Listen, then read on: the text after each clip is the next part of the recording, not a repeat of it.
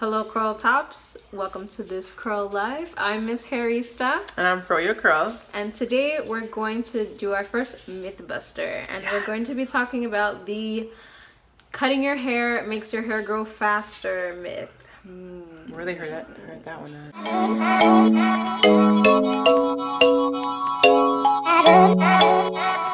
at?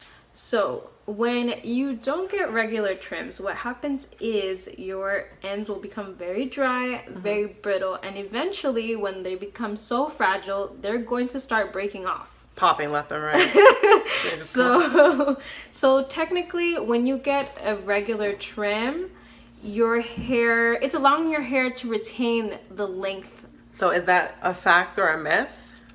I mean, it's technically a myth because cutting your hair won't make it grow faster. Like, the speed at which your hair is growing is not going to increase. You're just retaining length. Exactly. Because when you get your frequent trims or your frequent cuts, your hair isn't breaking. It's not splitting. Your hair tends to be a little healthier. So the length that you are getting from your regular hair growth is easily...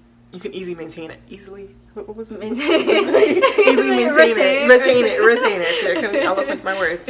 Also, when your ends are in a really bad state and they're really dry and brittle, your hair is going to tangle more in general. And so when you detangle your hair, there's going to be a lot more breakage and I guess technically more shedding due to the breakage. Yeah, and then even when you style your hair, like, you'll notice that your hair isn't, the curls aren't popping as they usually would pop.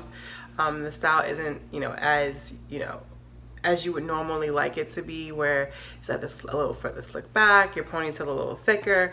That's just indication that you definitely need to get a trim. And what would you recommend in terms of getting a trim? Do you feel like people should get a trim every like 4 to 6 weeks, 6 to 8 weeks? I guess it really depends on, one, your hair goals, and two, your type of hair. Because for me, I usually get trims maybe every 2 to 3 months. Okay. Which it's after like 2 months I can start to feel that it's necessary, but sometimes I'll stretch it out a little more. Yeah, and same here. And don't be afraid to like say, oh, if I cut my hair, I'm losing length.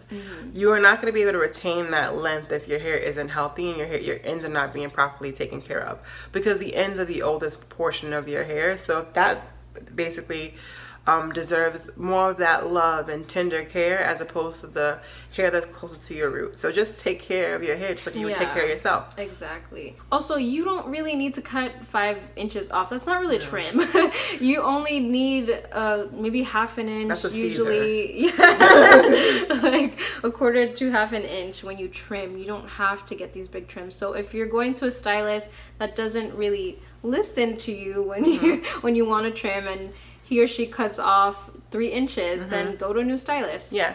And to Ms. Hairista's point, is very important, extremely important, and I can't stress this, and we can't stress enough, that if your stylist isn't listening to you, and it's a two-way street, it's a means of communication. So if your stylist isn't listening to you, and you technically aren't receiving this information the stylist is giving you, so if you think you only need 1/17 of an inch cut off and you haven't gotten a trim in like 5 years, you need to really, figure something else out, because that's probably not what the case is. But if you are telling your stylist, hey, like, just let me know how much I need to like trim off or cut off so that I can retain length and also have healthy hair as a whole, and that stylist says, well, I think you need to call your hair off, then that stylist is probably not for you, unless there are other conditions that your hair has super damaged, and it's fried, it's color treated, to Ms. Hairista's point.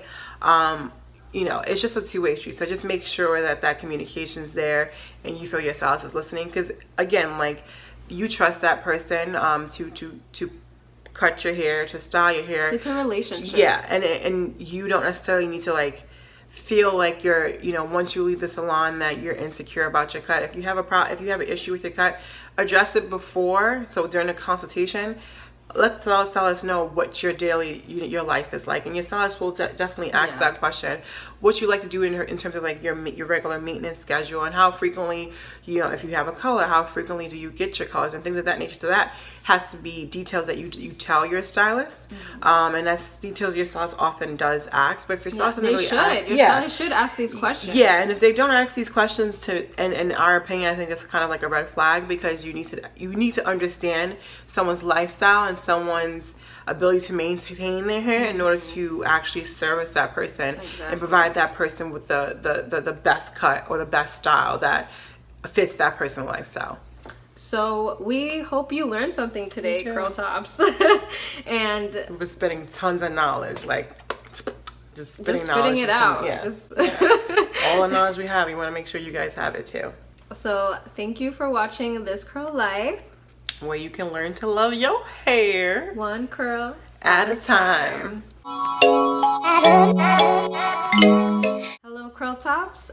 Welcome. No. I'm Ms.Hairista. I'm Ms.Hairista. And I'm FroYoCurls.